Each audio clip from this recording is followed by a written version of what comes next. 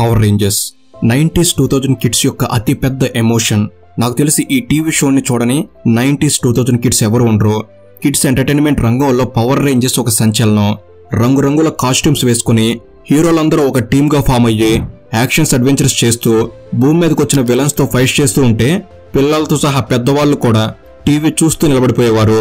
1993లో mighty morphine power Rangers అనే పేరుతో ప్రారంభమైన ఈ షో మొదటి 3 సంవత్సరాల్లోనే ప్రపంచవ్యాప్తంగా 150కి పైగా దేశాల్లో ప్రసారం చేయబడింది. ఈ షో కేవలం అమెరికాలోనే కాదు, ఆస్ట్రేలియా, యూరోప్, ఆసియా లాంటి దేశాల్లో కూడా సూపర్ హిట్ సక్సెస్ ని సాధించింది. ప్రారంభమైన కొద్ది కాలంలోనే భారీ స్థాయిలో ప్రపంచవ్యాప్తంగా ప్రాచుర్యం పొందిన పవర్ రేంజర్స్ ఇప్పుడు మాత్రం పూర్తిగా కనుమరుగయ్యే స్థితికి చేరుకుంది. ఎందుకని? ఆ విషయాల్ని ఈ వీడియోలో ఇప్పుడు చూద్దాం. అసలు పవర్ రేంజర్స్ అనేది ఎలా మొదలైంది, మన ఇండియాకి ఎలా వచ్చింది, ఇది సృష్టించిన సంచలనాలేంటి, ప్రపంచవ్యాప్తంగా లక్షల కోట్ల మంది వీక్షకులను ఆకట్టుకున్న పవర్ రేంజర్స్ ఇప్పుడు ఎందుకని పూర్తిగా మరుగున పడిపోయింది, అసలు పవర్ రేంజర్స్ సిరీస్ యొక్క డౌన్ ఫాల్ కి కారణాలేంటి, ఇలాంటి అన్ని విషయాల్ని ఒకదాని తర్వాత ఒకటి 1 by 1 ఇప్పుడు చూద్దాం. అండ్ వీడియోలోకి వెళ్ళడానికి అంతకంటే ముందుగా మీకు ఒక ప్రశ్న, మీ ఫేవరెట్ పవర్ రేంజర్ సిరీస్ ఏమిటి, అలాగే మీ ఫేవరెట్ కలర్ పవర్ రేంజర్ ఎవరు? తప్పకుండా మీ జ్ఞాపకాలని అభిరుచుల్ని కామెంట్ సెక్షన్ లో పంచుకోండి. అండ్ ఇలాంటి మరిన్ని ఇన్ఫర్మేటివ్ వీడియోస్ ని మీ కొరకు తెచ్చేందుకు మీ సపోర్ట్ గా ఈ వీడియోకి జస్ట్ లైక్ చేయండి చాలు. సో లేట్ చేయకుండా let's get into the video.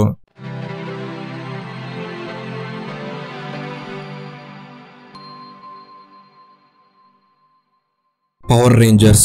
ఈ పవర్ రేంజర్స్ అనే కథ మొట్టమొదటిగా జపాన్ లో మొదలైంది. జపాన్ లో మొట్టమొదటిసారి 1975 సంవత్సరంలో సూపర్ సెంటై అనే పేరుతో ఒక live action super hero TV show మొదలైంది. ఈ టీవీ షోని 1975లో టోయి అనే ప్రొడక్షన్ కంపెనీ ప్రారంభించింది. ఆ రోజుల్లో మిగతా సూపర్ హీరో టీవీ షోలతో పోల్చుకుంటే ఇది ప్రత్యేకంగా ఉండడానికి గల కారణం ఈ షో యొక్క ప్రతి సీజన్లో కొత్త కొత్త కథలు, కొత్త కొత్త పాత్రలను తీసుకురావడం. ఇలా చేయడంతో సూపర్ సెంటై షో యాజమాన్యం చూసే ప్రేక్షకులకి షోపై ఆసక్తికరమైన వాతావరణాన్ని నిర్మించగలిగింది. ఈ షోలోని హీరోలందరూ శక్తివంతమైన మార్షల్ ఆర్ట్ నైపుణ్యాలను ఉపయోగించి పెద్ద పెద్ద రోబోట్స్ ని మరియు ఇతర లోకాల నుంచి వచ్చిన చెడ్డ వ్యక్తులను ఎదుర్కొంటారు.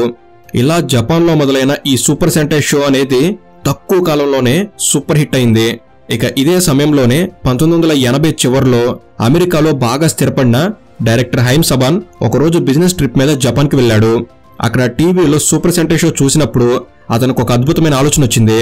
ఆ సమయంలో అమెరికాలో ప్రసారం అవుతున్న చిన్నపిల్లల కార్యక్రమాలన్నీ కూడా సింపుల్ గా ఉండేవి. దీనితో డైరెక్టర్ హైమ్ సబాన్ సూపర్ సెంటై లాంటి యాక్షన్ షోలను అమెరికాలో ప్రసారం చేస్తే మంచి విజయాన్ని సాధించవచ్చని అనుకున్నాడు.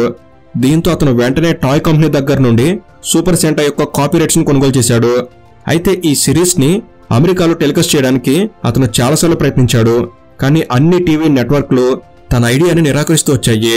ఇలా డైరెక్టర్ హైమ్ సబాన్ 7 సంవత్సరాల పాటు టీవీ నెట్వర్క్స్ నుంచి రిజెక్షన్ ఎదుర్కోవాల్సి వచ్చింది. అయినా కానీ తన ప్రయత్నాలు ఆపలేదు. ఇక ఎట్టకేలకు చివరికి ఫాక్స్ కిడ్స్ అనే ఛానల్ డైరెక్టర్ హైమ్ సబాన్ కు ఒక అవకాశం ఇచ్చింది. హైమ్ సబాన్ కోరిక మేరకు ముందుగా మొదటి ఎపిసోడ్ ని టీవీలో ప్రసారం చేశారు. ఆశ్చర్యంగా టెలికాస్ట్ అయిన ఆ మొదటి ఎపిసోడ్ షో యొక్క విజయానికి మొదటి అడుగుగా నిలిచింది. ఫాక్స్ కిడ్స్ లో ప్రదర్శించిన ఫస్ట్ ఎపిసోడ్ భారీ హిట్ అయింది. దీంతో పవర్ రేంజర్స్ ని పూర్తి స్థాయి టీవీ సిరీస్ గా చేయాలని ఫాక్స్ టీవీ నిర్ణయించుకుంది. అలా హైమ్ సబాన్ పట్టుదల, టీవీ యొక్క సహకారంతో జపాన్ కు చెందిన సూపర్ సెంటై షో పవర్ రేంజర్స్ గా అమెరికాలో ప్రసారం అవడం మొదలైంది. ఇలా మైటీ మార్ఫిన్ అనే జపాన్ షో అనేది పవర్ రేంజర్స్ పేరుతో మొదటిసారి అమెరికాలో ఫాక్స్ కిడ్స్ ఛానల్లో టెలికాస్ట్ అయింది. ఈ షోని నేరుగా జపనీస్ సిరీస్ లోని ఎపిసోడ్స్ ని డబ్ చేసి టెలికాస్ట్ చేయకుండా అమెరికన్ లైఫ్ స్టైల్లో ఉన్న హీరోస్ తో ప్రత్యేకంగా రూపొందించి అమెరికాలోని ప్రేక్షకులు మెయిన్ క్యారెక్టర్స్ తో ఎమోషనల్ గా కనెక్ట్ అయ్యేలా చూసుకున్నారు. అంతేకాక మొట్టమొదటిసారి అమెరికాలో జాతి వివక్షకు వ్యతిరేకంగా ఈ షోలో నల్ల జాతీయులను కూడా మెయిన్ క్యారెక్టర్స్ గా ఎంపిక చేసుకున్నారు. అలా పవర్ రేంజర్స్ టీవీ షో అమెరికాలోని టీవీ షోస్, మూవీస్ లోకి నల్ల జాతీయులను కూడా నటులుగా ఎంచుకోవడానికి మొదటి అడుగును వేసింది. ఇలా చేయడంతో అమెరికాలోని అందరికీ పవర్ రేంజర్ షో బాగా నచ్చింది. అప్పటి వరకు కేవలం కొన్ని సింపుల్ ప్లెయిన్ షోస్ మాత్రమే ప్రసారం అయ్యే అమెరికాలో పవర్ రేంజర్స్ లాంటి ఎంగేజింగ్, ఎగ్జైటింగ్ యాక్షన్ ఎపిసోడ్స్ ఉన్న టీవీ షో పరిచయం కావడంతో ఈ షో అందరికీ అమితంగా నచ్చింది. షోలోని మెయిన్ క్యారెక్టర్స్ అందరూ రకరకాల కాస్ట్యూమ్స్ ని ధరించి విలన్స్ తో ఫైట్ చేయడం, విలన్స్ దగ్గర నుండి ప్రజలను కాపాడడం కోసం హీరోస్ చేసే స్టంట్స్, ఇవన్నీ పిల్లలందరినీ బాగా ఆకట్టుకున్నాయి. ఈ పవర్ రేంజర్స్ షోలోని ఒక్కో రేంజర్ కి ఒక్కో స్పెషల్ పవర్ ఉండిద్ది. దాంతో పిల్లలు తమని తాము మెయిన్ క్యారెక్టర్స్ గా ఊహించుకోవడం మొదలుపెట్టారు. భూమిని దుష్టశక్తుల నుంచి 5 యువకులు ఎలా కాపాడుతున్నారు అనేది ఈ పవర్ రేంజర్స్ సిరీస్ యొక్క కథాంశం. పురాతన కాలంలో దుష్టశక్తులకు అతీతంగా జరిగిన యుద్ధంలో దుష్ట మాంత్రికురాలైన రిటా రిపుల్సాని గెలాక్సీ సేజ్ అయిన జోర్డన్ ఓడించి అంతరిక్షంలో బంధిస్తాడు. కానీ 10,000 సంవత్సరాల తర్వాత రీటా రిపుల్స్ తప్పించుకుని భూమిని తన స్వాధీనంలోకి తెచ్చుకోవాలని పన్నాంగు పన్నుతుంది. ఇది తెలుసుకున్న గెలాక్సీ సేజ్ జోర్డాన్ దుష్ట మాంత్రికులైన రీటాని ఎదిరించడానికి భూమి మీద 5 యువకుల్ని రేంజర్స్ గా ఎన్నుకున్నాడు. వీళ్ళలో మొదటి రేంజర్ జేసన్. ఇతను రెడ్ రేంజర్. ఇతను పవర్ రేంజర్స్ టీం కి నాయకుడు, బలం మరియు ధైర్యానికి చిహ్నం. ఇక రెండవ రేంజర్ కింబ్లర్. ఈమె పింక్ రేంజర్. ఈ రేంజర్ నైపుణ్యం కలిగిన జిమ్నాస్ట్ మరియు జట్టు యొక్క అత్యంత ప్రధానమైన వ్యక్తి. ఇక మూడవ రేంజర్ జాక్. ఇతను బ్లాక్ రేంజర్.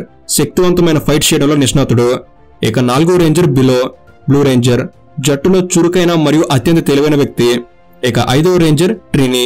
Yellow ranger. అసాధారణమైన మార్షల్ ఆర్ట్స్ నైపుణ్యాలు కలిగిన రేంజర్. వీరి 5 పవర్స్ కలిసినప్పుడు వీళ్ళు మెగాజోర్డ్ అనే పెద్ద మెకానికల్ బీస్ట్ ను ఫార్మ్ చేయగలుగుతారు. Action, humour and life lessons తో పాటు బాధ్యత, ఐకమత్యం లాంటి ప్రధానమైన విలువలు నేర్పించేదే ఈ మైటీ మోర్ఫన్ పవర్ రేంజర్స్ సిరీస్. ఈ సిరీస్ ఎంతలా ప్రాచుర్యాన్ని మరియు ప్రజల ఆదరణ పొందింది అంటే 1994లో మార్కెట్లో కేవలం పవర్ రేంజర్స్ ఆట వస్తువులు అమ్మడం ద్వారా $1 బిలియన్ ఆదాయం వచ్చింది. ఇలా ఒకవైపు అమితమైన ప్రజాదరణతో పాటు పవర్ రేంజర్స్ టీవీ షో మరోవైపు విమర్శలు కూడా ఎదుర్కోవాల్సి వచ్చింది. చాలా మంది తల్లిదండ్రులు, విద్యావేత్తలు ఈ టీవీ షో పిల్లలపై చెడు ప్రభావానికి దారితీస్తుంది అని పెద్ద ఎత్తున ఆరోపణలు, విమర్శలు చేశారు. కానీ any publicity is good publicity అన్నట్లుగా ఈ విమర్శలు, ఆరోపణల తర్వాత పవర్ రేంజర్స్ యొక్క రేటింగ్స్, వ్యూవర్షిప్ రెట్టింపు అయ్యాయి. దాంతో 1990ల మధ్య నాటికే పవర్ రేంజర్స్ 150కి పైగా దేశాల్లో ప్రసారం అయ్యి సంచలనం సృష్టించింది. మరోవైపు ఈ ఫ్రాంచైజీ యొక్క టాయ్స్ అత్యధికంగా అమ్ముడుపోయాయి. అంతేకాక Power Rangers franchise video games, movies మరియు కామిక్లకు విపరీతంగా డిమాండ్ ఏర్పడింది. ఇలా పవర్ రేంజర్స్ విస్తరణలో భాగంగా 1990ల్లో చివరి కాలంలో మొదటిసారి భారతదేశంలోకి ఎంటర్ అయింది.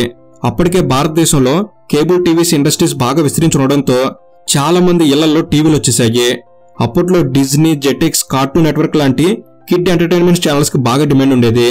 అలా మొట్టమొదటిసారి mighty morphine power Rangers Jetix ఛానల్లో విడుదలైంది.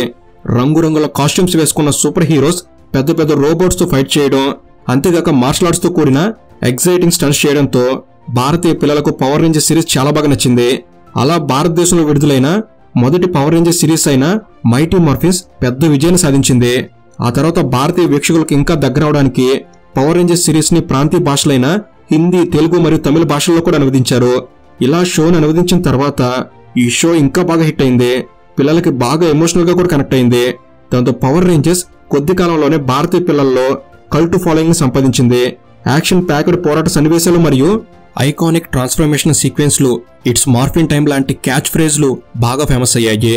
ఇలా పవర్ రేంజర్స్ సిరీస్ ఒకప్పుడు కేవలం అమెరికాలో మొదలై ఇండియా మాత్రమే కాకుండా 150కి పైగా దేశాల్లో ప్రేక్షకుల హృదయాలను కట్టిపడేసింది. 1990ల నుండి 2010 మధ్య power Rangers, SPD, mystic force, jungle fury, samurai లాంటి ఎన్నో మర్చిపోలేని సిరీస్లతో పిల్లల నుంచి పెద్దల వరకు విశేష ఆదరణ పొందింది. అయితే అత్యంత ప్రజాదరణ పొందిన ఈ సిరీస్ ప్రస్తుతం దాదాపు కనుమరుగైపోయిన స్థితికి చేరుకుంది. ఒకప్పుడు 70 లక్షల వ్యూవర్షిప్ ని కలిగి ఉన్న పవర్ రేంజర్స్ ఇప్పుడు కేవలం 2 లక్షలు పడిపోయింది. ఇంతలా పవర్ రేంజర్స్ డౌన్ఫాల్ అవడానికి కారణం ఒకే ఒక వ్యక్తి, హేమ్ సబాన్. అవును, ఎవరైతే పవర్ రేంజర్స్ ని ప్రపంచం అంతటికి పరిచయం చేశాడో అతడే పవర్ రేంజర్స్ యొక్క డౌన్ ఫాల్ కి కారకుడుగా మారాడు. 2001లో పవర్ రేంజర్స్ ఫ్రాంచైజీని డిజ్నీ ఫాక్స్ కిడ్స్ నుంచి $3 బిలియన్ కొనుగోలు చేసింది. అలా 2001 నుంచి పవర్ రేంజర్స్ ఎపిసోడ్స్ డిజ్నీ ఛానల్లో టెలికాస్ట్ అవడం మొదలుపెట్టాయి. డిజ్నీ ఛానల్లో పవర్ రేంజర్స్ టెలికాస్ట్ అవడం మొదలైన తర్వాత పవర్ రేంజర్స్ ఇంకా పాపులర్ అయింది. అయితే 2010లో హేమ్ సబాన్ పవర్ రేంజర్స్ ఫ్రాంచైజీని ఇంకోసారి డిజ్నీ నుంచి తిరిగి కొనుక్కున్నాడు. ఆయన మరల పవర్ రేంజర్స్ ని పూర్తిగా మార్చి కొత్త జనరేషన్ పిల్లలకి కూడా నచ్చేలా రూపొందించాలి అని హేక్ సబాన్ అనుకున్నాడు. ఆ ఆలోచనలో భాగంగానే 2011లో పవర్ రేంజర్స్ నుంచి Power Rangers samurai, power Rangers ninja steel ఇలాంటి కొత్త సిరీస్లు విడుదలయ్యాయి.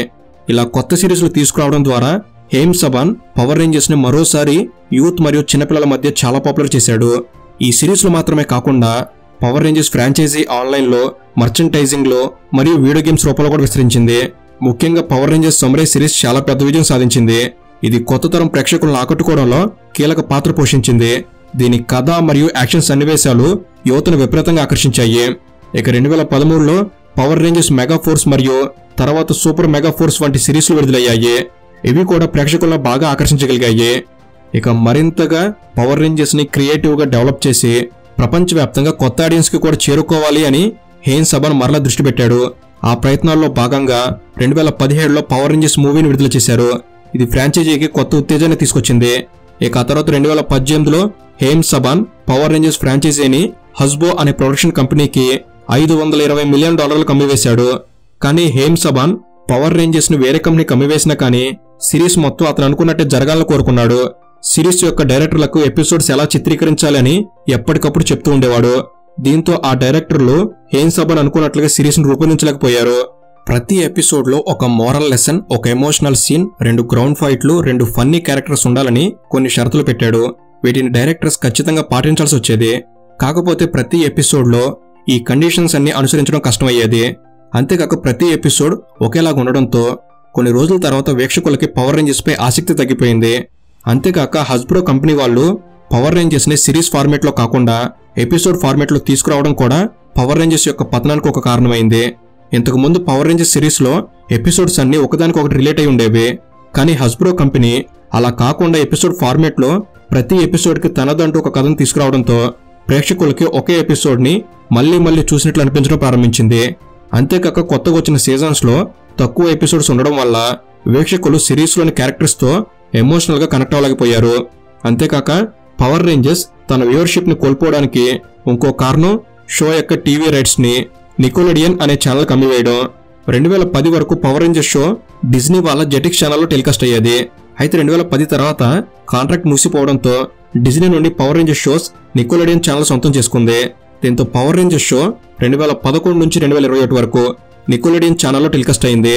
కానీ జెటిక్స్ ఛానల్ లాగా నికోలెడియన్ ఛానల్ పాపులర్ కాకపోవడంతో పవర్ రేంజర్స్ షో యొక్క వ్యూవర్షిప్ బాగా తగ్గిపోయింది. ప్రస్తుతానికి పవర్ రేంజర్స్ సిరీస్ యొక్క రైట్స్ నెట్ఫ్లిక్స్ దగ్గర ఉన్నాయి. పవర్ రేంజర్స్ ని ఒక కొత్త సిరీస్ గా డెవలప్ చేయాలి అని నెట్ఫ్లిక్స్ నిర్ణయించుకుని ఒక ప్రాజెక్ట్ ని కూడా స్టార్ట్ చేసింది. కానీ కొన్ని రీజన్స్ వల్ల ఆ ప్రాజెక్ట్ ని నెట్ఫ్లిక్స్ వాళ్ళు క్యాన్సిల్ చేయాల్సి వచ్చింది. అలా ఒకప్పుడు ప్రపంచవ్యాప్తంగా ప్రాచుర్యాన్ని పొందిన పవర్ రేంజర్స్ షో ఇప్పుడు పూర్తిగా తన ఉనికిని కోల్పోయింది. సో ఇది ఫ్రెండ్స్ పవర్ రేంజర్స్ అనేది వెనక పడిపోవడానికి గల పూర్తి కారణాలు. ఈ వీడియో అనేది మీరు కొన్ని కొత్త విషయాలు తెలుసుకోవడంలో ఎంతో కొంత ఉపయోగపడిందని నేను భావిస్తున్నాను. అండ్ మీకు పవర్ రేంజర్స్ తో ఉన్న మీ చిన్ననాటి అనుభూతులు ఏంటి తప్పకుండా కామెంట్ చేయండి. అండ్ ఇలాంటి మరెన్నో ఇన్ఫర్మేటివ్ వీడియోస్ అనేవి ఇక్కడ నుంచి రాబోతున్నాయి. వాటిని మీరు కూడా పొందేందుకు తప్పకుండా మన తెలుగు నాలెడ్జ్ సబ్స్క్రైబ్ చేసుకుని బెల్ ని ఆల్ లో పెట్టుకోగలరని మనవి. Thank you for watching. Have a good day.